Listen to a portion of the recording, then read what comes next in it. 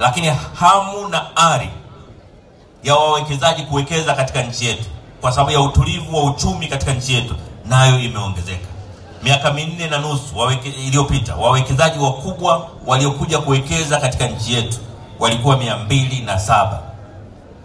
Leo tunavyoongea, mwaka huu wawekezaji wakubwa waliokuja kuwekeza kwenye nchi yetu ni zaidi ya mara 4 ya waliowekeza wakati ule. Sasa hivi ni 901.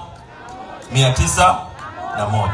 Lakini watu ambao wamehamasika kufanya biashara halali nao wameongezeka, kwa maana ya kwamba walioomba leseni ya kufanya biashara wamefika 85,141 kwa mwaka mmoja tu. Je, hayo ni maendeleo? Sio maendeleo?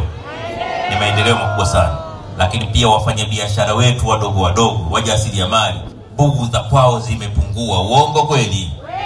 Wanaweza kufanya biashara kwa mahala pazuri, kwa wakati, bila kusumbuliwa na mtu yoyote. Lakini pia utalii wetu umeimarika. Hifadhi muhimu kama za Gombe, Mahale na Ziwa Tanganyika zimeendelea kupewa umuhimu. Watu wanasafiri kutoka nchi mbalimbali kuja kuona hifadhi za Kigoma. Na tunaamini mabadiliko makubwa yanayoendelea kufanyika katika kujenga uchumi wetu, kujenga miundombinu, yatafanya utalii uimarike zaidi na zaidi. Miaka 4.5 iliyopita, baada ya changamoto kubwa ya corona, watalii waliokuwa wanakuja nchi yetu walifikia 620,000 kwa mwaka.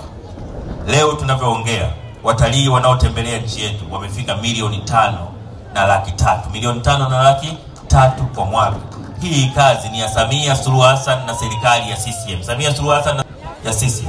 Na nyinyi ni mashahidi kwamba katika kukuza utalii wetu, Rais Samia alifikia hatua ya kuamua yeye mwenyewe kuigiza filamu na kuisambaza dunia nzima, ili dunia nzima ijue Tanzania na ivijue vivutio vya Tanzania.